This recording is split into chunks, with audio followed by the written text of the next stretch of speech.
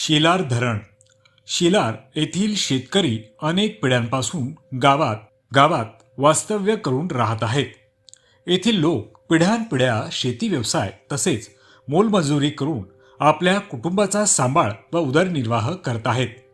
अनेक वर्षांपासून इथली गावे विकासापासून वंचित होती. एवढंच नव्हे तर दुष्काळ, उपासमार यामुळे या सर्व गोष्टींपासून 3 दशकांपूर्वी येथील गावामध्ये विद्युत वाहने आली. कुठेतरी 2 दशकांपूर्वी डांबरीचे रस्ते या भागातील लोकांना पाहायला मिळाले. आता कुठेतरी आमची मुलेही चांगल्या प्रकारे शिक्षण घेऊन उद्योग, नोकरी या शोधात बाहेर पडत आहेत. गेली शेकडो वर्ष आम्ही कुठे मेडीच्या घरात राहिलो. अनेक ऊन, वारा, पाऊस असे जीवनात संकटांना आम्ही सामोरे गेलो. अनेक दुष्काळ सुद्धा पाहिले.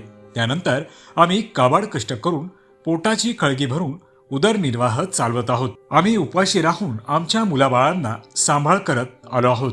याच मुलांना आम्ही मोठे केलं.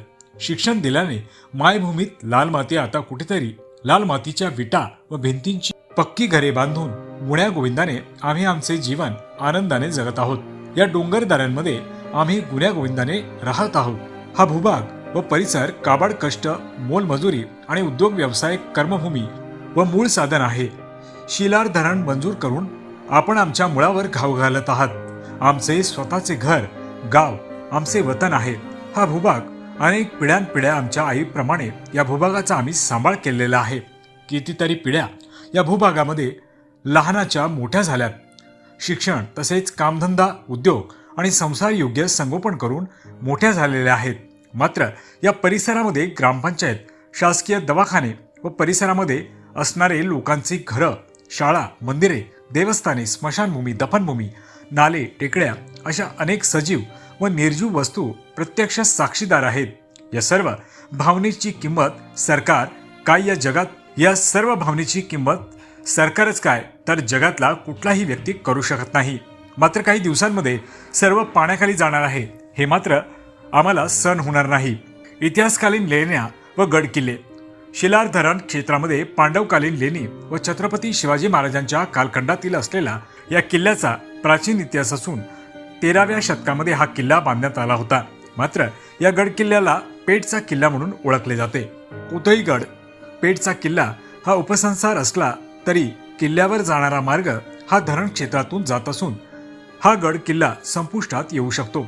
यास धरण क्षेत्रात पांडवकालीन लेण्या सुद्धा आहेत. या पाण्याखाली जाऊन या पांडवकालीन लेण्या सुद्धा नष्ट होण्याची भीती आहे.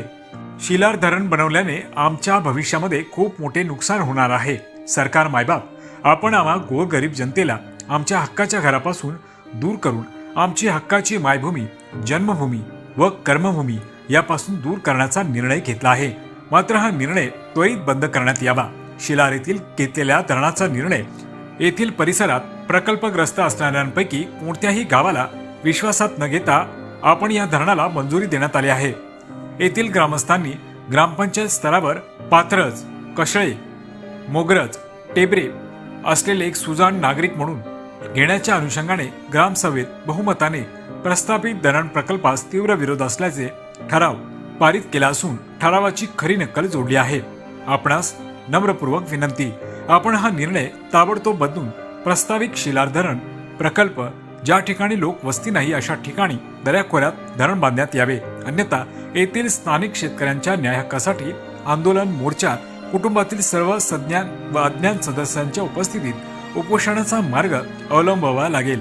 आम्हास यातून होणाऱ्या जीवितहानी, त्यामुळे या उपोषणाचे होणारे सर्व परिणाम, होणारी जीवितहानी याला सर्वस्वी प्रशासन जबाबदार राहील याची आपण गांभीर्याने नोंद घ्यावी. शतकापासून या पांडवलेणीचा इतिहास आहे आणि या पांडवलेणीला हजारो पर्यटक हे दूरदूरून भेट देण्यासाठी आणि लेणी पाहण्यासाठी, हिचा इतिहास जाणून घेण्यासाठी इथे येत असतात.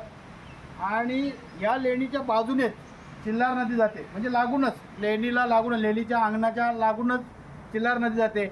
आणि ही लेणीसुद्धा या प्रस्तावित जो मंजूर झालेला जो धरण आहे, या प्रस्तावित धरणामध्ये ही लेणीसुद्धा पाण्याखाली जाते. आणि पुरातत्व विभागाची कोणती परवानगी नसताना, आणि दुसरी गोष्ट म्हणजे ही पर्यटकावर होणारी हानी आणि हा इतिहासाचा हा पुरातत्व विभागाचा हा ठेवा हा ऐतिहासिक ठेवासुद्धा पाण्याखाली जातोय, हे सुद्धा एक दुर्दैव आहे. या शिलार धरणामुळं हा सुद्धा ठेवाचा ऱ्हास होणार आहे, हा सुद्धा पाण्याखाली जाणार आहे. धरणामध्ये येणारा कशेले ग्रामपंचायत म्हणजे तो कोटिंबे विभाग, मोगरज ग्रामपंचायत, पात्रज ग्रामपंचायत आणि रस्पे ग्रामपंचायत, हा ग्रामपंचायतचा जो प्रकल्प बाधित होणारा जो भूभाग आहे, हा पूर्ण विकसित डेव्हलपमेंट भूभाग आहे. या भूभागामध्ये अनेक डेव्हलपमेंट आणि विकासाची कामं सरकारमार्फत झालेली आहेत, खाजगी विकासाच्या मार्फत झालेले आहेत. अनेक फार्म हाऊस, अनेक बंगलो स्कीम या भागात आहेत. अनेक शासकीय कार्यालय, मग ग्रामपंचायतचे कार्यालय असोत, जिल्हा परिषदच्या शाळा असोत, त्याच्यानंतर मंदिरं असोत, सभामंडप असोत, संरक्षण भिंती असोत, सांको असोत, छोटे मोठे पूल, रस्ते आणि त्याच्यानंतर सभामंडप हे अनेक झालेले आहेत. जलजीवनचे कामं झालेली आहेत.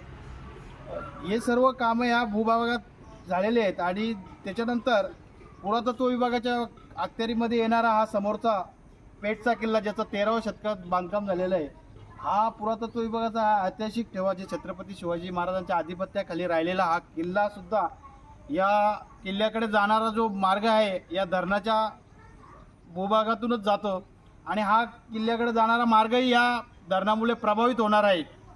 आणि अशी परिस्थिती असताना हा या विकसित आणि डेव्हलपमेंट भूभागामध्ये या धरणाची गरज काय, असा आमच्या प्रशासनाला या सर्व प्रकल्प बाधित ग्रामस्थांकडून सवाल आहे. आणि हा धरण रद्द व्हावा किंवा ज्या ठिकाणी कुठे लोकवस्ती नाही दऱ्याखोऱ्यामध्ये हा धरण व्हावा असं आमची मागणी आहे. आणि ही